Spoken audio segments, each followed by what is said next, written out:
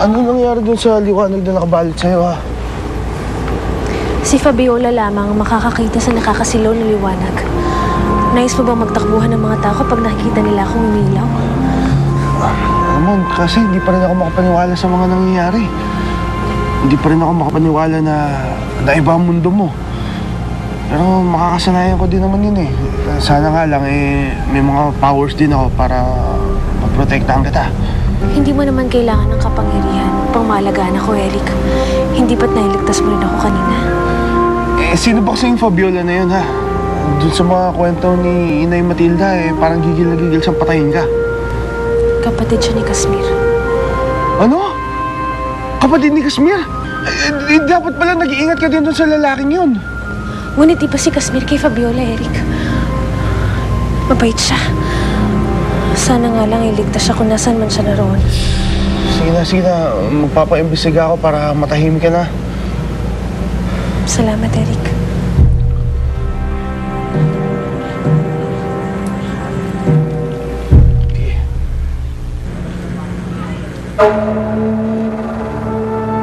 Nakita mo na kung anong ginawa sa'yo ng babaeng pinili mo? Nabayaan ka niya. Kaya ka napahamak.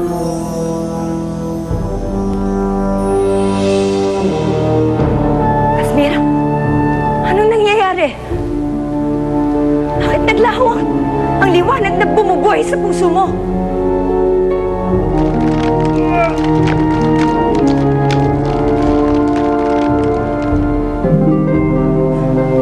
Salamat sa aking kapangyarihan.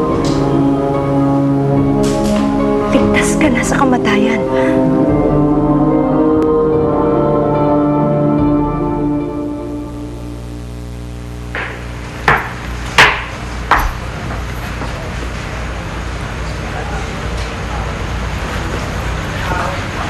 Ina? Nais mo bang gamitin ang aparato? Hindi naman ako marunong gumamit niyan. Ikaw ay aking tuturuan. Sino ba ang nais mong tawagan? Si Ama? Naisip ko lamang naman, ngunit wala akong planong gawin. Naisip ko rin siya, Ina. Marahil ang alam niya ay lumisan na tayo. Kaya't kinuha niya na ang kanyang mga gamit. At hindi na siya nagtutungo rito. Mabuti na rin yun, Griselda. Nang tuluyan na niya tayong makalimutan.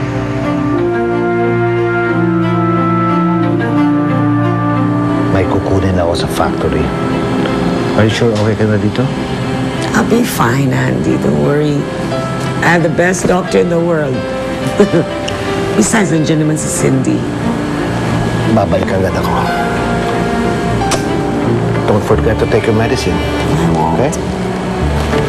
Cindy, ikaw nang bahala rito. Okay, bye, Dad. Bye, Diba?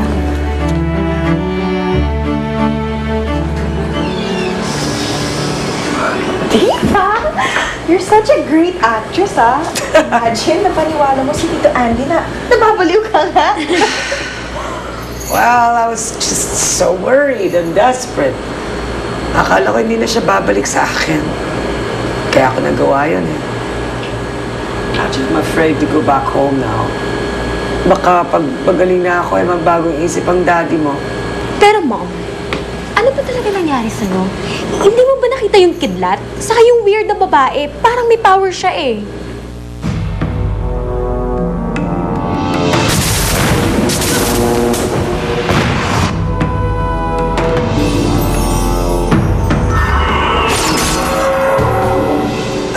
Ayaw ka nang isipin yun. Baka tuluyan lang ako mabaliw.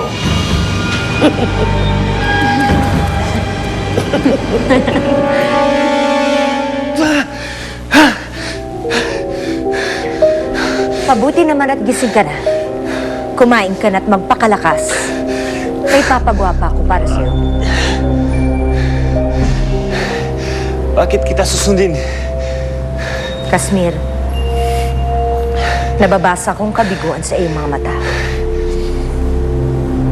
May iba pa bang dahilan kundi si Griselda? Nasaan na yung babaeng pinagmamalaki mo ngayon? Ikaw ay kanyang pinabayaan. Ayaw na niya kung mahalin. At wala kang ginawa. Tulad din ng dati mong kasintahan. Iniwan ka hanggang nagkaroon ng ibang lalaki. Hayaan mong maulit yon uli sa'yo? Ano gusto mong gawin ko? Kunin mo sa kahit anong paraan si Grazilda. Bibigyan kita ng kapangyarihan upang maisagawa mo yon. Hindi ko pa rin kaya saktan si Grazilda. Kung ganon, habang buhay ka ng mabubuhay sa kalungkutan at pagkatalo.